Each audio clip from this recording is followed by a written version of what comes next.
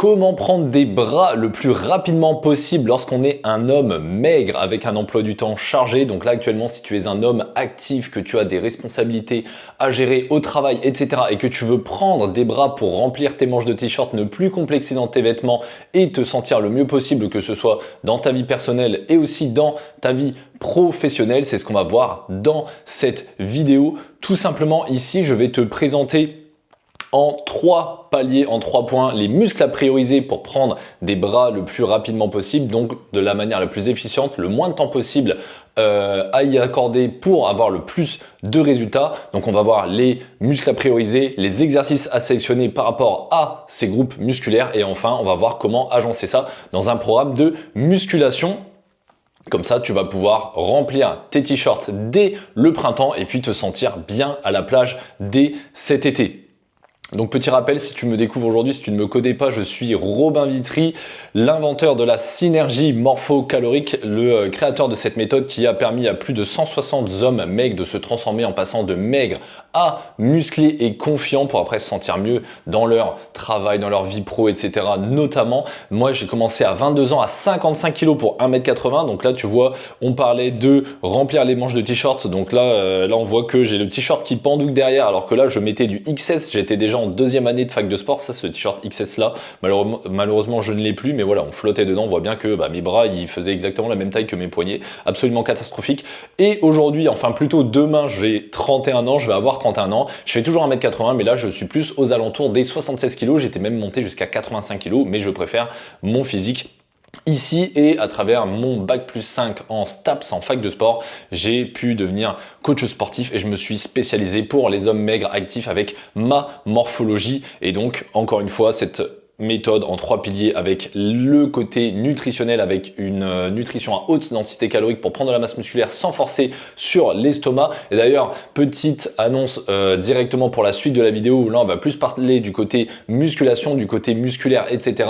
Afin de bien réussir ta transformation physique et de prendre de la masse musculaire, il faudra bien que tu veilles évidemment à être en surplus calorique et avoir un assez bon taux de protéines par rapport à ton poids de corps notamment.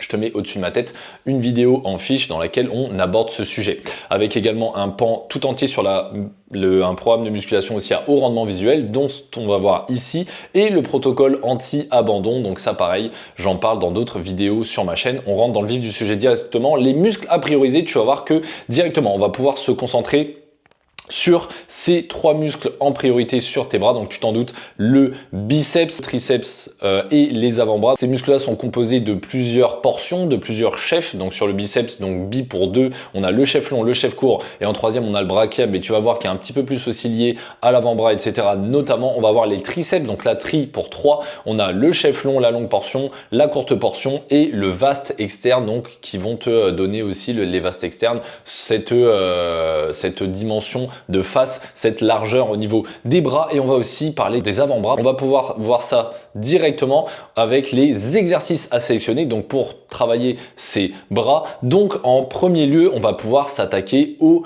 biceps. Donc les biceps qui prennent généralement un tiers de la place de ton bras. Tu le verras, ce seront juste après, ce sont plus les triceps qui prennent plus de place sur nos bras. Donc à absolument pas négliger, notamment généralement quand on travaille les bras, on va se diriger uniquement vers les biceps, les biceps, les biceps, mais les triceps sont tout aussi, voire plus importants que les biceps. Avant tout ça, petit disclaimer, assure-toi de savoir quel est ton valgus. Qu'est-ce que c'est le valgus? En fait, c'est l'angle que va avoir ton avant-bras par rapport à ton bras. Pour te simplifier ça, on va avoir le cubitus valgus. Si tu as le bras, l'avant-bras qui part un petit peu vers l'intérieur par rapport à ton bras. Ici, est-ce que ton avant-bras par rapport à ton humérus, donc l'os du bras, est normal, c'est-à-dire tu vois il est dans le prolongement ici, ou alors est-ce que tu as un cubitus valgus, donc là ce valgus, ce fameux valgus du coude, est-ce que quand tu tends le bras devant toi, est-ce que ton avant-bras il part à l'extérieur? Qu'est-ce que ça va avoir comme incidence? Ça va être sur le choix des exercices. Si tu as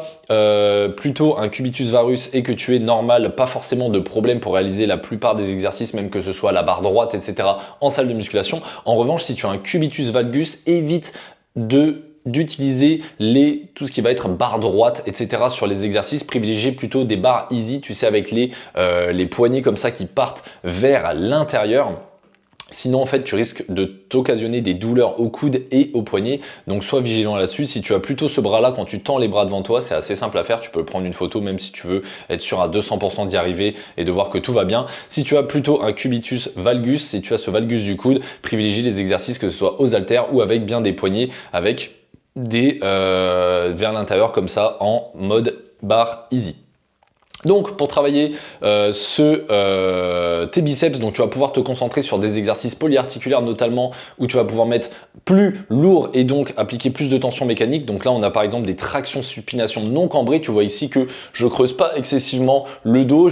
Tu peux même arrondir légèrement le dos ici pour vraiment venir tirer avec tes biceps et ne pas engager le dos. Donc ça c'est un top exercice, ça exploite parfaitement la tension, la relation tension-longueur. Donc ça c'est vraiment un excellent exercice. Tu peux le mettre dans tes programme. Tu peux également le faire aux tractions si tu es à l'aise, pas forcément au câble et ou avec la machine, tu sais, qui te déleste pour t'assister. Tu vas avoir aussi avec cet exercice à forte tension d'étirement qui sont les plus propices à développer la masse musculaire notamment. Le curl incliné, donc avec les coudes en arrière du corps ici. Tu vas pouvoir également faire la même chose à la poulie, pourquoi pas, ça c'est une variante avec les coudes en arrière du corps. Donc ça c'est plus pour aller cibler la longue portion du biceps et tout ce qui va être ce genre d'exercice là à la poulie notamment. Et puis tu sais en fait avec les coudes en avant du corps comme du curl spider ou du curl pupitre, on va venir ici plus cibler la courte portion du biceps. Donc si tu fais trois types d'exercices là, on va venir focaliser tes biceps dans leur ensemble, donc vas-y fonce. Concernant les triceps, donc ces muscles qui sont à l'arrière du bras et qui prennent plutôt les 2/3 de la surface de tes bras, donc n'hésite pas à bien les cibler. Même constat, même concept ici, tout ce qui va être un petit peu exercice polyarticulaire, on pourra mettre plus lourd et si tu me vois les faire à la machine, mais tu peux les faire au poids de corps avec une prise plutôt serrée et les coudes le long du corps tout en te tenant droit. Évite de te pencher vers l'avant sur ce genre d'exercice car là tu vas plus engager tes pectoraux et ici nous on veut se concentrer sur les bras. Tu peux également faire des pompes prises serrées, donc avec vraiment les coudes ici le long du corps, vraiment collés le long du corps qui ne fuient pas vers l'extérieur pour cibler également tes triceps. Et là, on en revient à la même chose que pour les biceps avec un exercice à la forte tension d'étirement. Donc là, avec des extensions nuque à la poulie. Donc ça, c'est vraiment super ici. Tu vois que je descends bien bas. On vient bien étirer la longue portion du triceps. Et là, à l'inverse, on va plutôt cibler la courte portion et également le vaste externe à la corde ici. Surtout si tu tournes tes poignets, tu sais, à la fin du mouvement pour bien engager en fait le vaste externe qui est cette petite partie également qu'on voit ici et qui donne en fait au bras cette largeur de face quand on regarde de face. Donc voilà également pour les triceps. Pour les avant-bras, tout simplement, on va pouvoir venir ici les focaliser. C'est pour ça que tu vas voir que j'ai remis cet exercice en fait sur tous tes exercices de tirage où tu mets assez lourd, etc. Notamment dans tous les cas, ton grip, tes avant-bras vont travailler. Donc dans tous les cas, sur la plupart des exercices, ils vont travailler, notamment ici, si tu fais l'exercice qu'on a vu tout à l'heure ici en supination, donc avec les paumes de main vers le haut pour focaliser les biceps. Ici, tu peux le faire également en prise neutre, ça va plutôt engager le brachial. Donc le brachial, pareil, au même titre que le vaste externe pour les triceps, qui va te permettre d'avoir plus de largeur sur tes biceps et qui va même en plus plus engager tes avant-bras. Donc ça peut être très intéressant. Tu vas voir également tout ce qui va être exercice de curl marteau, donc curl marteau donc avec prise neutre. Prise neutre, c'est les deux paumes de main qui se font face l'une à l'autre. Donc là, tu me le vois le faire aux haltères. Tu peux également le faire à la poulie et ça va venir engager ici le long supinateur, donc cette partie de l'avant-bras qui va faire que aussi quand les manches tombent sur tes bras, et en fait tu vas avoir un plus gros avant-bras. Et si tu as d'ailleurs au même titre que le valgus un biceps court ou un biceps long, ça c'est très simple à savoir, c'est que si tu contractes ton biceps, est-ce que là tu peux mettre des doigts dans cet interstice? Moi tu vois qu'ici j'ai un biceps court. En revanche, si ton biceps va jusqu'ici, jusqu'à ton avant-bras, eh bien tu auras un biceps long. C'est quoi la différence? Le biceps court, tout simplement, tu auras plus de pic de biceps généralement si tu contractes. Après c'est dommage, on est rarement dans cette position au quotidien. Et si tu as un biceps long, en fait tu auras des plus gros bras tout simplement au repos. Donc si tu as des biceps longs, bravo à toi, tu as bien gagné à la loterie de la génétique. Mais malheureusement nous autres, les hommes fins de base avec plutôt un profil longiligne, on a aussi généralement plutôt des muscles courts. Donc c'est pas forcément à notre avantage, mais il faut pas s'en servir comme excuse pour pas passer à l'action et mettre en place des choses concrètes pour se transformer physiquement. Donc voilà concernant le biceps. Et d'ailleurs, si tu as aussi un biceps court, fais attention sur tes exécutions d'exercice à ne pas tendre complètement les bras parce que du coup tu peux mettre tes tendons, tes articulations un petit peu en position de faiblesse. Donc fais attention à ça tout simplement. Et comme tu peux le constater ici, en fait le fait de développer ton avant-bras, en fait tu vois, ça vient tout simplement cacher, tu vois, le trou que j'aurais réussi moi en tant que possesseur de biceps court. En fait ça vient aussi masquer visuellement cette portion où en fait on n'a pas du tout de muscle parce qu'il n'y a pas de fibre musculaire. En fait là c'est du tendon, tu vois. Donc ça peut t'aider également.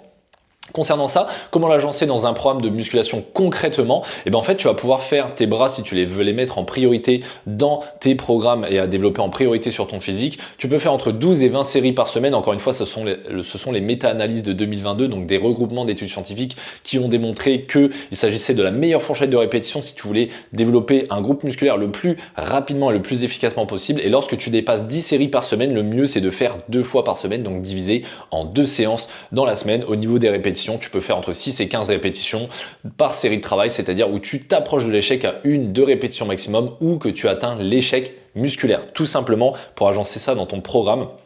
Et voilà.